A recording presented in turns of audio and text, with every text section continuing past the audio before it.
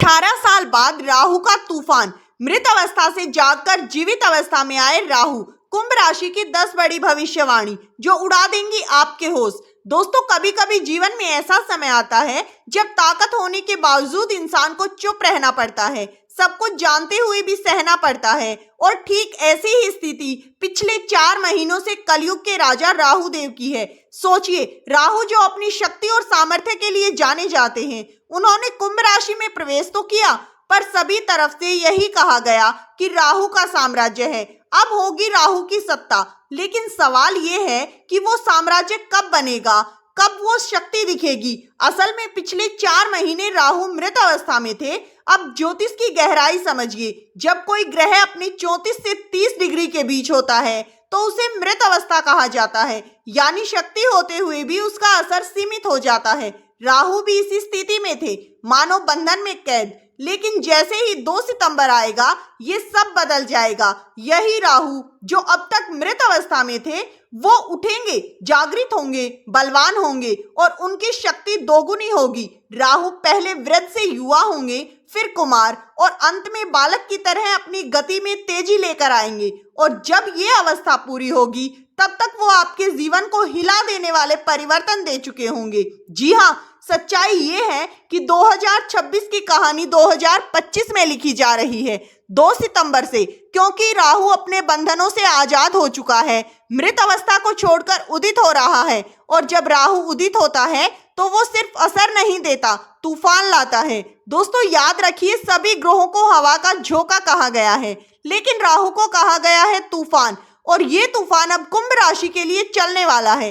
सवाल ये नहीं कि राहु क्या देगा, सवाल ये है कि ये बदलाव आपको कहां तक लेकर जाएगा, सफलता की नई ऊंचाइयों तक या किसी ऐसी दिशा में जहां से वापसी मुश्किल हो जाए। आज इस रहस्य को खोलते हैं। तो दोस्तों, चलिए बिना देरी किए हुए जानते हैं राहु के जीवित अवस्था में आने की 10 बड़ी सच होने वाली भविष्यवाणी। लेकिन दोस्तों, वीडियो में आगे बढ़ने से पहले कमेंट बॉक्स में सच्चे दिल से लिखिए हर हर महादेव, जय राहु देव। वीडियो को लाइक कर वीडियो को हाइप जरूर करें। दोस्तों, चैनल पर पहली बार आए हैं तो चैनल को सब्सक्राइब कर लें, क्योंकि आगे भी आपको ऐसी ही महत्वपूर्ण जानकारी मिलती रहेगी। पहली भविष्यवाणी, कुंभ राशि की पहली भविष्यवाणी। ध्यान से सुनिए दोस्तों, राहु इस समय आपकी अपनी ही राशि पर विराजमान है। और यही नहीं, इनकी 3 विशेष दृष्टियां भी हैं। सबसे पहले समझिए ये दृष्टियां कहां पड़ रही हैं। पहली दृष्टि पंचम भाव पर, दूसरी दृष्टि सप्तम भाव पर और तीसरी दृष्टि नवम भाव पर, जिसे हम भाग्य का घर कहते हैं। यानी राहु का प्रभाव आपकी बुद्धि, आपके रिश्ते और आपके भाग्य तीनों पर गहराई से पड़ने वाला है। अब जब हम राहु की ऊर्जा की बात कर रहे हैं तो उसकी प्रकृति को समझना जरूरी है। राहु कभी साधारण नहीं होता, इसका स्वभाव है असामान्य रास्ते चुनना, भीड़ से अलग हटकर चलना। जब समुद्र मंथन के समय अमृत का कलश निकला तो राहु ने सिर्फ एक ही लक्ष्य देखा, बाकी सब कुछ बेकार। उस समय राहु के लिए बेकार हो गई थी सारी चीजें और अंततः राहु ने वो अमृत पा ही लिया। यही गुण अब आपके जीवन में उतरने वाला है। आपका फोकस बेहद तेज होगा, आपका मन एक ही लक्ष्य पर टिकेगा और राहु आपको उस मंजिल तक पहुंचाने के लिए पूरी ताकत से काम करेगा। लेकिन याद रखिए, राहु कभी लकीर का फकीर नहीं होता, ये पारंपरिक रास्ते पर कभी नहीं चलता। जब सब एक दिशा में जाते हैं तो राहु दूसरी दिशा चुनता है और इसी वजह से राहु बड़े बदलाव लेकर आता है। राहु अवसरों का निर्माता है। यही वो शक्ति है जो व्यक्ति को अंधेरे से रोशनी तक और कभी कभी रोशनी से अंधेरे तक लेकर जा सकती है। यानी राहु आपके जीवन में एक्सट्रीम बदलाव लाने की क्षमता रखता है। लेकिन इस समय राहु का योग सकारात्मक है और जब राहु पॉजिटिव स्थिति में होता है तो वो व्यक्ति को ऊंचाई पर पहुंचा देता है। याद रखिए, राहु का अपना कोई घर नहीं होता, इसे अपना स्थान शनिदेव ने दिया है। इसलिए इस स्थिति को हम राहु का साम्राज्य कहते हैं। और जब राहु का साम्राज्य आपके जीवन में असर डालता है तो आपकी किस्मत की दिशा पूरी तरह बदल सकती है। दूसरी भविष्यवाणी बहुत ही खास है। दोस्तों सुनिए, अगर हाल ही में आपके स्वास्थ्य में कोई परेशानी आई तो अब समय है उस मुश्किल को पीछे छोड़कर अपनी असली सच और बड़े विजन पर काम करने का, क्योंकि राहों पर यह प्रभाव आपको वहीं ले जा रहा है जहां बड़ी उपलब्धियां आपका इंतजार कर रही हैं। सबसे पहले राहु की पहली दृष्टि जा रही है आपके पंचम भाव पर, और ये कोई सामान्य बात नहीं, क्योंकि राहु खुद शेयर मार्केट का कारक है और पंचम भाव भी शेयर मार्केट का प्रतिनिधित्व करता है। इसका मतलब साफ है, इस समय शेयर मार्केट से जुड़े लोगों को ऐसे मौके मिल सकते हैं जो जिंदगी बदल दे। सिर्फ शेयर मार्केट ही नहीं, अगर आप ऑनलाइन बिजनेस, डिजिटल प्लेटफॉर्म या किसी क्रिएटिव फील्ड जैसे कला, म्यूजिक, डिजाइनिंग, राइटिंग में काम कर रहे हैं तो राहु की ये दृष्टि आपको अचानक जबरदस्त सफलता दिला सकती है। यही नहीं, पंचम भाव का सीधा संबंध आपकी संतान से भी है और इस समय उनकी शिक्षा या करियर में कोई बड़ा अवसर आ सकता है। वो पढ़ाई या नौकरी के लिए दूर किसी स्थान पर जाएं, और अगर आप उनके भविष्य के लिए कुछ खास करना चाहते हैं तो दोस्तों ये समय आपके लिए बेहद ही शुभ रहने वाला है। जी हाँ, पंचम भाव ज्ञान का प्रतिनिधित्व करता है और जब राहु यहाँ प्रभाव डालता है तो सिर्फ वृद्धि नहीं होती बल्कि अत्यधिक वृद्धि होती है। जी हाँ, यानी साधारण बढ़ोतरी नहीं बल्कि एक बड़ा बदलाव, एक तूफान आपकी सोच और फैसलों में आएगा। अब वो वक्त खत्म हो चुका है जब आप छोटे मोटे फैसले ले रहे थे। राहु आपको अब ऐसे बड़े दिनों की ओर धकेल रहे हैं जो आने वाले सालों तक आपकी किस्मत को प्रभावित करेगा। लेकिन कहानी यही खत्म नहीं होगी, क्योंकि दोस्तों राहु की दूसरी और आखिरी तीसरी दृष्टि का प्रभाव बहुत गहरा होगा। तीसरी भविष्यवाणी। अब बात करते हैं राहु की दूसरी दृष्टि की, क्योंकि राहु की दूसरी दृष्टि जा रही है आपके सप्तम भाव पर।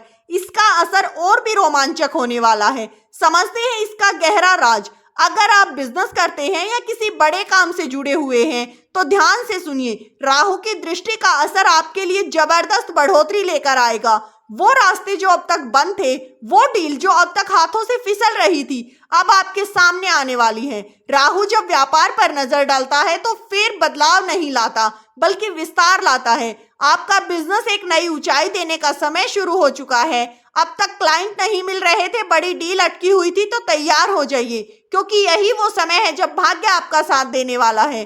सिर्फ बिजनेस ही नहीं, सप्तम भाव यानी पार्टनरशिप का घर भी, वो पार्टनर जिसकी आपको तलाश थी, जो आपके कैरियर या जीवन में बड़ा बदलाव ला सके, उसकी एंट्री अब हो सकती है। यही नहीं, पुराने दोस्त, पुराने रिश्ते जिससे आप उम्मीद छोड़ चुके थे, वो भी मदद के लिए आगे आएंगे। जो काम आप प्लान कर चुके थे लेकिन कभी शुरू नहीं कर पाए, वो काम अब क्रियान्वित होंगे, और ये सब सिर्फ राहु की दृष्टि से संभव होगा। ये संकेत है कि समय आपके पक्ष में है। चौथी भविष्यवाणी, सबसे बड़ी भविष्यवाणी की तो चलिए जानते हैं राहु की अंतिम दृष्टि के रहस्य को। राहु की नवम दृष्टि सीधी पड़ रही है नवम भाव पर। आप जानते हैं नवम भाव भाग्य का भाव, किस्मत का भाव। जी हाँ, यहाँ पर जो राशि स्थित है वो है 7 नंबर की राशि, और इसके स्वामी है शुक्राचार्य, वही शुक्राचार्य जिसे दानव गुरु के नाम से जाना जाता है। अब जरा सोचिए, एक तरफ राहु जो स्वयं एक दानव ग्रह है, दूसरी तरफ शुक्र जो दानवों के गुरु कहलाते हैं। जब दानव की दृष्टि दानव के गुरु के स्थान पर पड़ेगी तो समझ लीजिए भाग्य में कोई कमी नहीं रहेगी। किस्मत खुलने का वक्त आ गया है।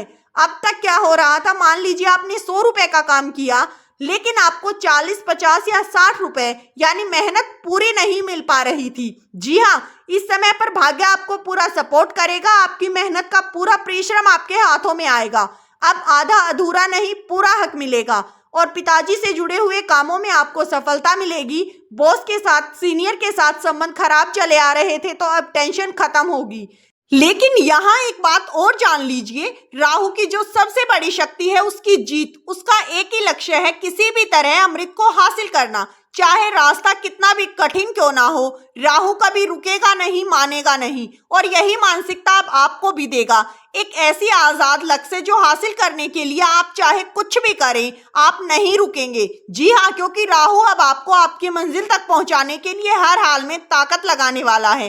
अंतिम भविष्यवाणी, दोस्तों हर सिक्के के दो पहलू होते हैं, राहु भी इससे अलग नहीं है। जैसे इसके सकारात्मक प्रभाव है वैसे ही कुछ चुनौतियां भी हैं। राहु का सबसे बड़ा नेगेटिव पॉइंट है भ्रम और भय। ये ग्रह कई बार हमें असमंजस में डालता है, डर पैदा करता है। लेकिन याद रखिए, अगर हमें इस समय का सही उपयोग करना है तो हमें इन नकारात्मकताओं को दूर करना होगा और खुद को सकारात्मक ऊर्जा से भरना होगा। सोच वही रखिए जो हमें अपने लक्ष्य तक लेकर जाए। राहु ने भी यही किया, पहले लक्ष्य तय किया, फिर किसी भी कीमत पर उसे हासिल किया और अंत में क्या हुआ, उसने अमृत का पान कर लिया। नतीजा उसका सिर काट दिया गया, ऊपर का हिस्सा बन गया राहु और नीचे का हिस्सा बना केतु। इसके बाद राहु भगवान शंकर के पास गए।